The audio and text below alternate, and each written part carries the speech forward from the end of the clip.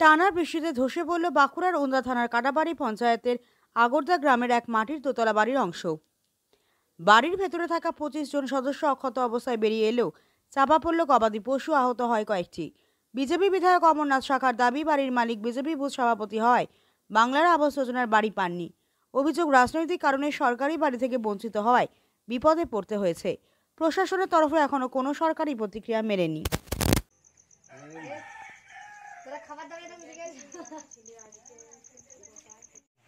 তুমি ছবি তুলে পাঠাবে। আজকে 4 বছর ঘর বন্ধ করে দিল। কি জন্য? মমতা মাইল বলছে মোদি দেয় না। মোদি কেন দেয় না? তুই হিসাব দিস না।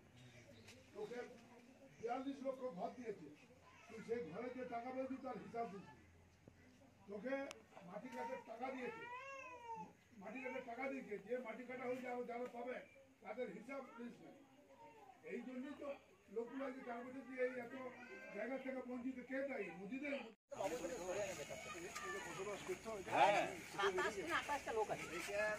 মানে রাত্রের দিকে হলে মানে সবাইকার মৃত্যু হয়ে যেত। এটা নিয়ে সকালবেলায় হয়েছিল বলেই তাই বলাটা না ক্ষতি গেছে। এখানে আসার কারণ একটা বিশাল বড় ফ্যামিলি, সেই ফ্যামিলির একটি বড় বাড়ি, দুতলা মাটির বাড়ি, যেখানে প্রত্যেকেই বসবাস করে। সেই জায়গাটি এই যে দীর্ঘদিন ধরে প্রাকৃতিক বিপর্যয় চলছে, সেই বিপর্যয়ে সেই বাড়িটি ধসে পড়েছে।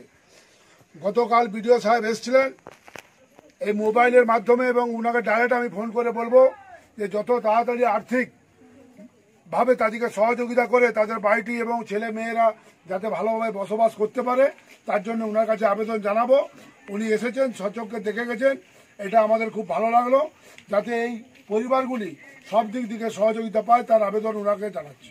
গত 4 বছর যেভাবে পশ্চিমবাংলায় মোদিজি 71 লক্ষ বাড়ি দিয়েছিল, 71 লক্ষ, এই সরকারের অপদার্থতার জন্যে এই সরকার 42 লক্ষ বাড়ি করতে পেরেছে। এখনো প্রায় 31 লক্ষ বাড়ি করতে পারেনি এই অপদার্থতার জন্যে। এই ফ্যামিলির প্রধানমন্ত্রী আবাস যোজনার বাড়িতে নাম থাকা সত্ত্বেও তারা বাড়ি পায়নি। এবং এই মমতা ব্যানার্জি এই সরকার যতদিন থাকবে, পশ্চিমবাংলা মানুষের, গরিব মানুষের যারা হকদার, যারা প্রাপ্যদার, তাদের কপালে এইরকমই দুর্দশা আছে।